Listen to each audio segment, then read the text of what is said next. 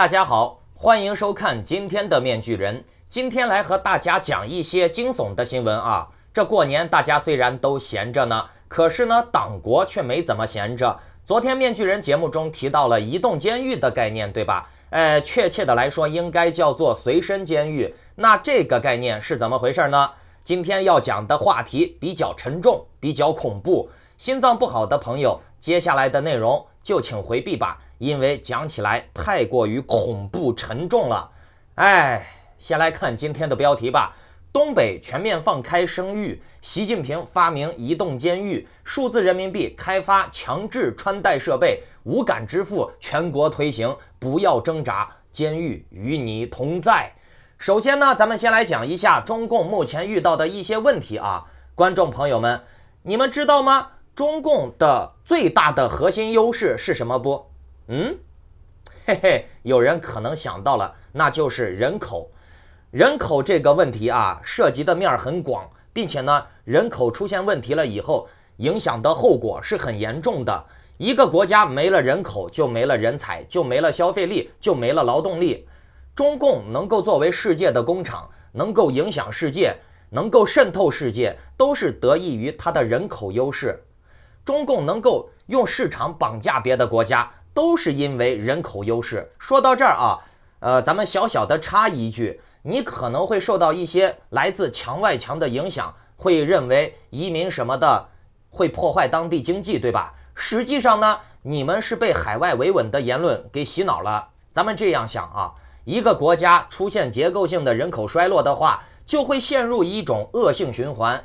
年轻人、老年人青黄不接了以后，整个社会都会出现崩溃的。老年人需要养老，年轻人交税，可是呢，年轻人变少，老年人变多的话，年轻人承受的压力就会变大。那么年轻人的工资就要上涨，工资上涨又会推动物价上涨，物价上涨了以后呢，工资又要上涨，然后呢，国家就会陷入这样的恶性循环当中，直到崩溃。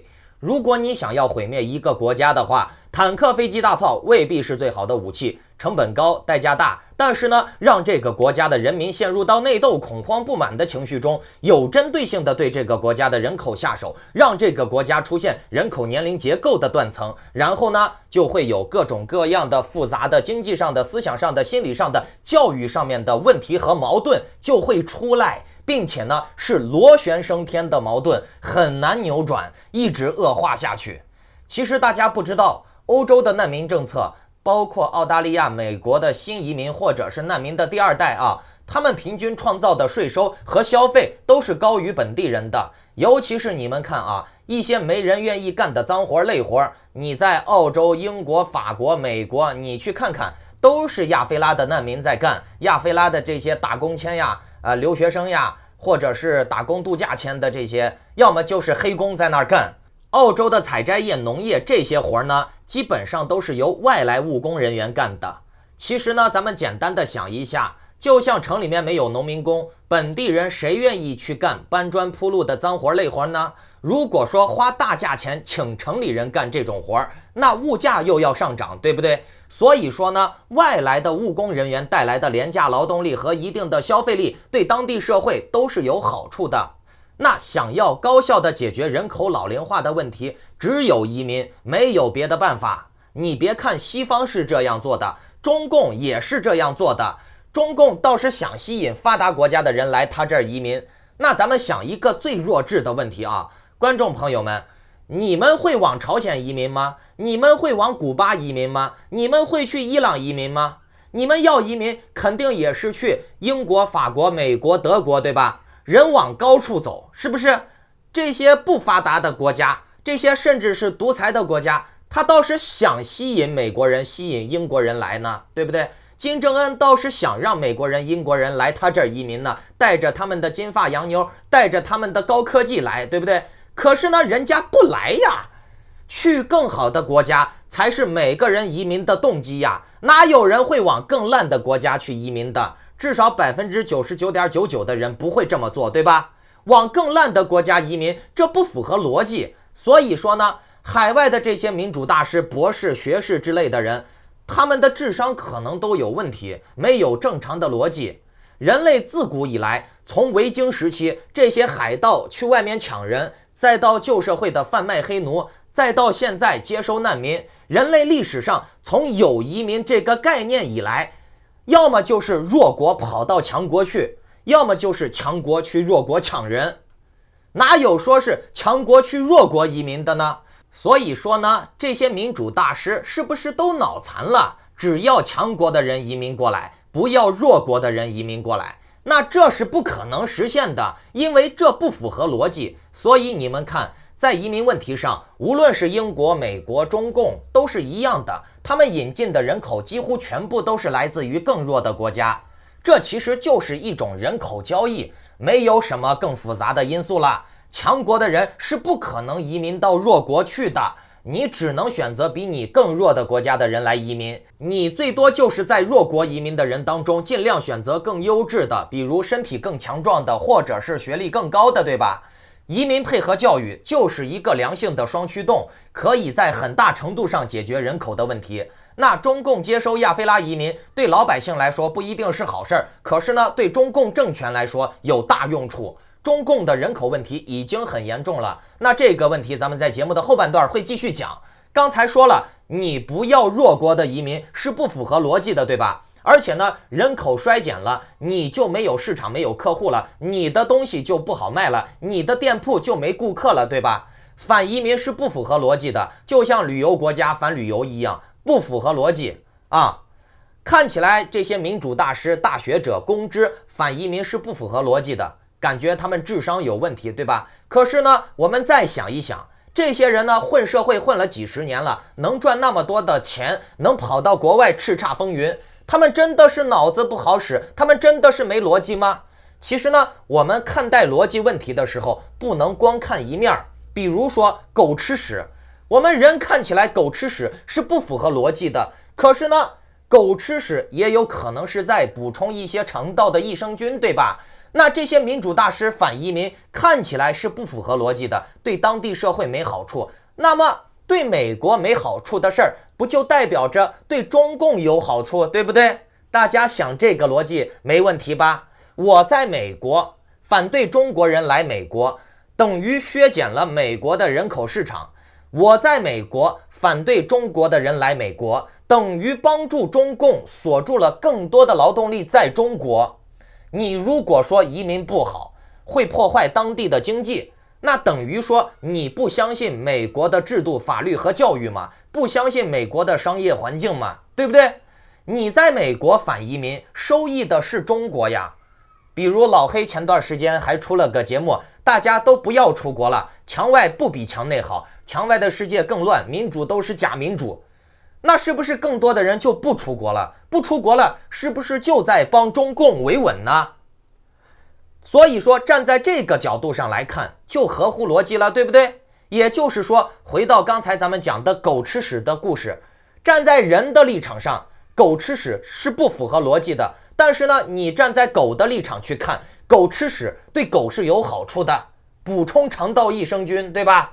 好了，咱们就深入浅出啊。讲了那么多的移民的问题，就是说人口和国家的实力是直接挂钩的。中国现在由于社会压力过大，所以呢，人口的生育积极性就不高，养老金就会亏空，没有新鲜的韭菜，那中国的国力就会削弱。习近平已经在外部铺设了如此多的布局，消耗会很大，如果人跟不上，那将会前功尽弃的。所以呢，人口问题是中共现在最需要解决的重中之重。根据国家卫生健康委员会的官网2月18日的消息称啊，已经针对全国人大代表提出的关于解决东北地区人口减少问题的建议做出了答复，启动全面开放东北地区生育政策的限制。答复称，东北地区人口总量的减少折射出的是区域经济体制、产业结构、社会政策等综合性、系统性的问题。看好了啊，中共的官员不傻吧？这个讲的和面具人我开头讲的那些问题是不谋而合的，对不对？所以呢，面具人我说啊，就海外民主大师的这种认知能力，脑残。你翻墙多看看脑残的节目，你也变成脑残了。那你变成了没逻辑、没智商的无脑儿，脑残了以后，你还能对共产党造成什么样的威胁呢？对不对？来看人家官方的专业人士是怎么说人口问题的。随着资源的枯竭和国家的产业升级，大批年轻劳动力无法在本地找到满意的工作，只能流向经济更好、工资更高的地区。听懂了没？人都是往高处走的。所以呢，面具人我说了，你在强国，你反弱国移民，那是不符合逻辑的啊！因为你只能吸引弱国移民来，你不可能吸引更强的国家的移民来，懂不懂？那这些人一旦流向了高新地区，那东北这个偏远地区的环境就会更差，营商环境呀、工作环境呀、就业环境呀就会变得更差。所以呢，东北边境地区的生育政策必须要放得宽松。比如黑龙江省规定，夫妻双方均为边境地区的居民，可以生育3个孩子，但是呢，他们的生育意愿还是不高。究其原因呢，经济社会因素已经成为了影响生育的最重要因素，特别是经济负担、婴幼儿的照顾和女性职业发展等方面，群众反映这种问题尤为突出。生育政策对生育行为的影响大为减弱。对呀，这就陷入到了恶性循环了，没人口就没经济，没经济就更没人愿意生了呀。但是呢，中国还不是仅仅因为没人口没经济的问题，而是经济都被贪官贪走了，经济人口搞出来的福利都被中国的这些领导当官的压榨完了。中国解决人口问题的本质就是解决韭菜供给的问题，其实西方也是一样的，只是没有中共政府那么贪而已。但是呢，解决人口问题的本质就是人没了，啥都没了，大家全部都完蛋，懂了没？那继续听啊，这个答复称，提高生育水平，关键是要顺应群众的期待，聚焦群众的期盼，在公共服务方面补短板、强弱项、提质量，切实解决家庭生育、养育子女的后顾之忧，提高群众生育的积极性。国家卫健委指出，建议国家率先在东北地区全面开放人口生育限制，这对我们的工作很有参考价值。组织专家进行研究，深入研判全面开放生育限制对当地的经济增长、社会和谐稳定、资源环境战略、基本公共服务等方面的影响，做好政策调整后人口变动的测算，研究实施全面放开生育政策需要配套出台的文件，评估政策变动的社会风险等等。在此基础上，提出东北地区实施全面生育政策的试点方案。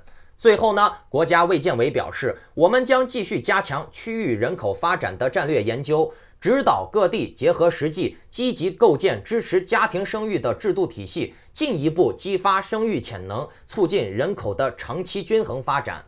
委员会托吉林大学、辽宁大学等机构开展东北地区人口负增长相关问题的研究，多次赶赴辽宁、吉林、黑龙江等地开展专题调研，指导当地卫生健康部门做好人口形势的分析，会同发展改革部门制定中长期的人口发展规划，明确目标和任务。2019年4月，国务院办公厅印发了关于促进3岁以下婴幼儿照顾服务发展的指导意见。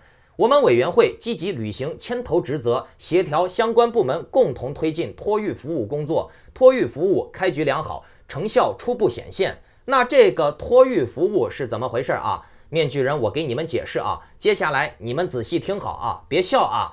这个托育服务讲的是，我用新闻联播的腔调给大家来讲啊，以习近平新时代中国特色社会主义思想为指导，全面贯彻党的19大和19届2中3中全会精神，按照统筹推进5位一体总体布局和协调推进4个全面的战略布局要求，坚持以人民为中心的发展思想，以需求和问题为导向，推进供给侧结构性改革，建立完善促进婴幼儿照顾服务的发展政策法规体系、标准规范体系和服务供给体系，充分调动社会力量的积极性，多种形式开展婴幼儿的照护服务，逐步满足人民群众对婴幼儿照护服务的需求，促进婴幼儿的健康成长、广大家庭的和谐幸福、经济社会的持续发展。那这个文章的内容很多，说了半天呢，就是没有解决钱的问题，说了一大堆的套话。那习近平为啥不敢提钱的问题呢？就是因为他现在不敢给地方划拨财物，因为中共已经走到了人人互吃互贪的境界，钱发下去了是绝对到不了老百姓的口袋里的，都被贪官层层的吸收掉、贪污掉了。所以呢，习近平要用数字人民币剥夺地方的财务权，剥夺地方的银行权利。习近平这样做，表面上看起来是为了反腐，其实呢，绝对不是的。他这样做是为了更好的管理种韭菜的人。现在的问题是，种韭菜的人不好好种韭菜，喜欢拔韭菜，拔完了韭菜以后就出国，屁股一拍，哪管他以后洪水滔天呢，对吧？这对老百姓来说呢，你也别认为是好事儿。红色贵族满脑子都想的是怎么更高效地发挥韭菜的劳动力，并且把它维持住，就相当于要把一头猪养壮，还不能让猪肥肉太多，那就是把猪放在跑步机上，让它不停地跑，不停地吃，非常的不人道。并且呢，面具人在这里给大家交个底儿啊，面具人接触过很多红三代，这些人呢，他们的先天认知就有问题。他们从小接受的教育就是底层平民，他们都是牲口，看这些底层平民还不如看他们家养的狗。古代的奴隶主怎么看待奴隶的，他们依然现在是这种眼光，这是先天认知的问题，无法改变的。就跟你认为屎是臭的一样，他们也认为底层的老百姓是傻逼是垃圾走狗畜生，知道不？这是真的，你不用怀疑，不相信你自己接触一些那些贵族子弟，那些官员子弟，知道不？在中国呢，只有红色贵族是人，其他的官员平民都是牲口奴隶。中共通过控制婚姻呀、宣传代孕呀、冻卵呀、卵子超市，包括现在引进弱国移民，都是为了解决中国的人口问题，说白了就是为了解决韭菜问题的。咱们标题中也提到了数字货币穿戴设备，那这些玩意儿呢更恐怖。你们想个人的信用评级制度、大数据，其实呢这些玩意儿就像是监狱，并且呢咱们开头也在着重讲人口问题，对不对？其实呢数字货币也是可以解决人口问题的。刚才讲到了习近平剥夺了地方的财政权，那这样就可以保证对地方的绝对集权、绝对的控制力，让地方的官员更好的去种韭菜、管理韭菜。咱们现在来讲随身监狱大家都知道罪犯、劳改犯吧？其实呢，劳改犯的待遇比罪犯还是要好一些的。劳改呢，顾名思义，就是通过对入狱者的教育和强制性的劳动，使他们在劳动中改造自己，这就叫做劳改。劳改改得好的呢，是可以减刑的。你普通的罪犯想要劳改，还要努力表现呢，才能争取一个劳改的机会。其实呢，习近平上台在2013年的时候还大赦天下了呢，废除了这个劳教制度，释放了所有的劳教犯，还不是劳改是劳动教育犯，并不是那些重罪犯、轻罪犯而已。那习近平为什么要这么做呢？一来呢，大赦天下可以显示我包子弟的宽宏大量，对吧？二来呢，习近平发现了更好的教育方法。有大数据、网红、公知带风向洗脑，每个人都可以在家拿着手机洗脑，何必用强制教育的方式洗脑呢？为什么要用这么原始的方式呢？让大家在家里面看抖音、看微博、看贴吧，自己洗脑不就行了吗？就像是这个新疆集中营，改造上几代人以后也就可以拆了，还要劳教所干啥嘛？没必要嘛。人犯罪了以后让他进监狱劳改就行了嘛。其实习近平并不是大家看到的那么傻的人，能从中共的这种绞肉机社会爬上去当皇帝的人，能有傻人吗？你们不想想很快习近平都会渐渐的削弱监狱的属性。为啥呢？因为中共有随身监狱了呀，数字钱包就是你们每个人的随身监狱。为啥？因为数字货币、数字钱包可以限定你的消费类型，限定你的消费数量，可以决定你的钱能花还是不能花。如果你犯事儿了，数字货币会自动锁定你的钱包，那你就没钱买饭吃了，这就相当于对你处以死刑了，是不是？因为你没钱买饭吃了，你迟早会饿死，对吧？并且呢，你的钱包被锁定了以后，没人敢来搭救你。大数据之下，无人能够逃脱监控，谁给你钱，谁帮你，谁让你买吃的，谁就会被连坐一起受罚，对不对？最终呢，你只能被活活的孤立，被活活的饿死，因为你不能买饭吃，别人也不能施舍给你，懂了没？你不信数字货币能有让你饿死的威力？这个数字货币究竟有多恐怖啊？大家仔细看好接下来的这个视频。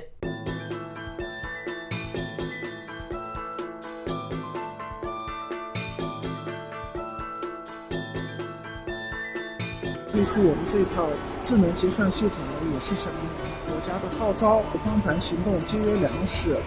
那么我们的这个系统呢，都是按照两来计算的，每次大家可以根据自己的需要来取餐，避免这种浪费。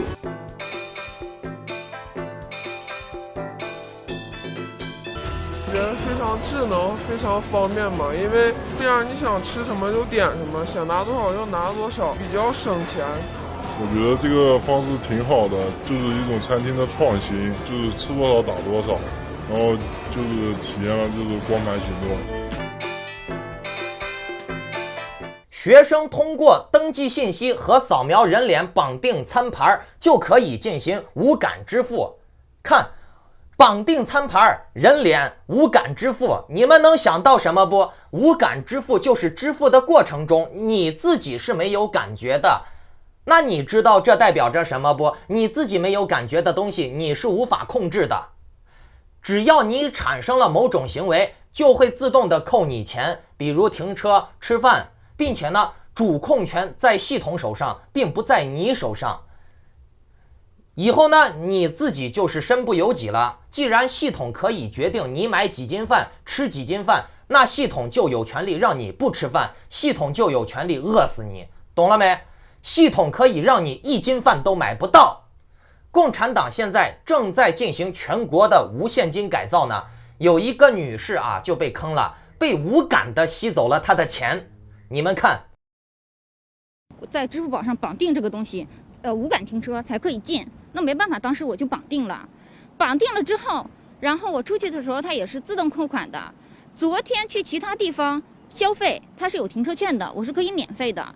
然后呢，还没能到那里呢，杆子抬起来了，我停车券也没来得及给工作人员，然后我的支付宝扣了72块钱。停车场的大伯告诉张女士，下次如果在商场停车获得免费停车券，可以在离场时先把支付宝上的无感支付关掉。你免费停车券，我告诉你，有一栏可以关闭呀。那你看我就一次绑定全程通停啊，这对，杭我今天州市城市大刚关闭，脑啊。我关闭了，我又不能进来了。那你你关闭可以再打开再那开启啊。你看我就是要关闭开，关闭开，我一直要这样。那咱们现在保证每个停车场现在咱们杭州市城市大脑就是这样啊，签约啊。你这个不合理。为了你们便捷泊车嘛。不方便，而且那非常方便。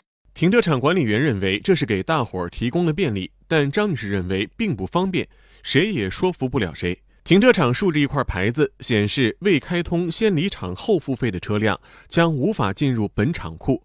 张女士认为这就是强制，剥夺了车主选择的权利。支付宝无感停车页面上注明，本服务由杭州市城市大脑停车系统运营股份有限公司提供，上面还有客服电话。这个是自愿的，不是强制的。但是如果不绑定的话，就进不去啊。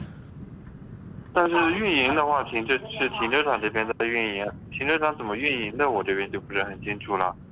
客服介绍，原则上是否绑定支付宝无感停车是自愿的，但具体停车场如何运营，他们干涉不了。张女士表示，之前也向12345杭州市长公开热线进行了投诉，不过目前还没有得到回复。何茂东停车场道闸这里还竖着一块牌子，写明本港停是无现金港。现在外面你不收1毛钱硬币都是违法的，对不对？所以我认为它不合理的。现在杭州很多停车场都取消了现金收费港，需要车主绑定无感停车。那么您遇到过和张女士一样的情况吗？您对此有什么看法呢？看完了吧？当然了，这些事儿都是共产党搞出来的，可是呢，共产党还是要装好人。做坏事的呢都是底下的人。党永远是伟大、光荣、正确的。共产党现在梳理出来的脉络就是中国的王朝兴衰，世界的王朝兴衰，包括东欧的大巨变，美国的衰退，原因只有一个，就是不够集权。中共就是要集权、集权再集权，集权能够解决一切的问题。以后数据库统一了，全部都归党管，不就什么事儿都没有了？所有人都被监控着，所有人的行为都是可以被预测的，系统自动来管理所有的人。哪些人出轨了，哪些人出格了，系统就直接可以对他处以死刑，对不对？中共以后他就跟神一样，普通的老百姓就是凡人，神可以开天眼，倾听万物，随时的无处不在的监控你，控制你，对不对？你像这个视频里面的女的啊，她投诉什么12315，谁屌你？以后呢，你敢投诉，你不想活了啊，直接定点打击你，消灭你，谁敢出头就消灭谁，全部的人都被监控着。全国以后无现金了，停车不用现金，坐车不用现金，吃饭不用现金啊，停车坐车不用现金，你没现金你就不能移动，吃饭没现金那你就要饿死，并且呢，你有数字货币也不行，你有数字货币还要看党给不给你这个权限让你用。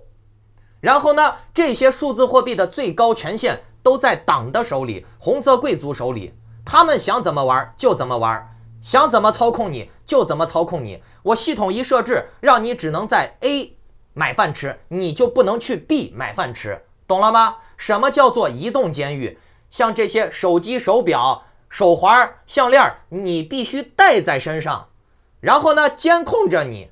工美大厦北京2022年冬奥会官方特许商品旗舰店里面还有那种智能的滑雪手套，手往上一挥就能付款。这些东西呢，你至少要把它带上以后你才能支付，对不对？你光带着手机，手机也会有没电的时候，你就算用共享充电宝，你也要先支付充电宝的费用，你才能用充电宝充电，对不对？支付你没东西支付，手机没电了，你怎么取充电宝，对吧？不方便嘛。那你要不要戴手表？要不要戴手环？要不要戴戒指呢？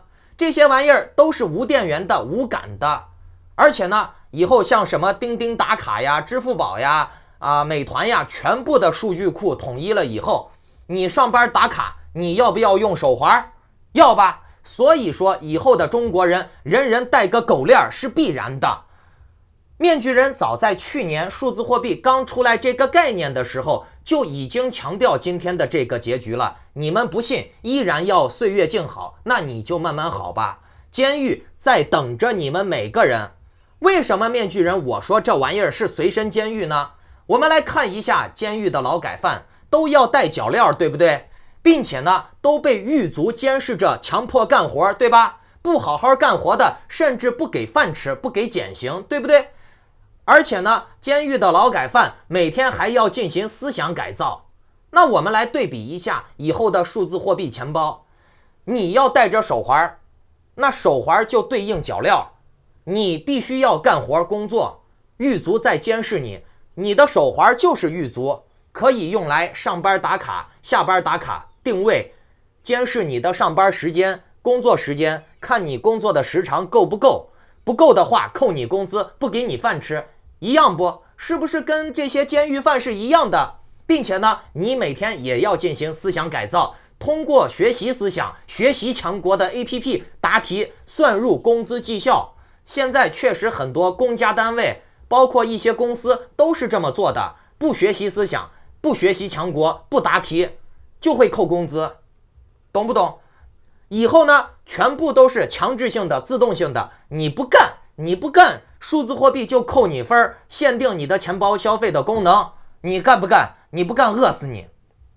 那就很简单了呀，以后你必须要带着手环，或者是项链，或者是这个戒指、手表，干着你必须要干的事儿啊，你必须要把这个东西带上，因为你不带没办法，你不带你坐不了地铁，坐不了公交车，买不了饭，对不对？你不干，那数字钱包完全就可以制裁你，控制你的行为，对不对？以后呢，数字货币这个钱包离开你身体多久，它都自动报警，你看你玩不玩？习近平真正的实现了共产党说的抓紧钱袋子的乌托邦。那为什么面具人说数字钱包能够控制人口呢？随着共产党推出什么代孕呀、卵子超市呀、户口买房呀、积分制呀，数字货币一定是能够强制老百姓生育的。为啥？大家相信面具人的预判能力不？面具人，我早就说过拜登会赢，我说 LPR 利率会涨，我说数字货币一定是用来控制老百姓的，我说共产党肯定会针对加密货币杀鸡的。结果怎么样？都让面具人我预言中了吧？面具人，我今天就再给你们预言一下啊，你们看看会不会实现啊？共产党以后会用数字钱包卡你的消费，卡你的收入，就像买房积分制一样，你没孩子没家庭，你的分就少，证明你不能买房，对吧？以后呢，你的工作绩效，你的收入就按照你的家庭，你有几个孩子来定，那就很简单了嘛。你没孩子，你说你挣那么多的钱干啥？你没孩子，你也不需要挣那么多的钱，对不对？同样的，你没孩子，你也不需要花那么多的钱。这个数字钱包可以从挣钱和消费两方面卡死你。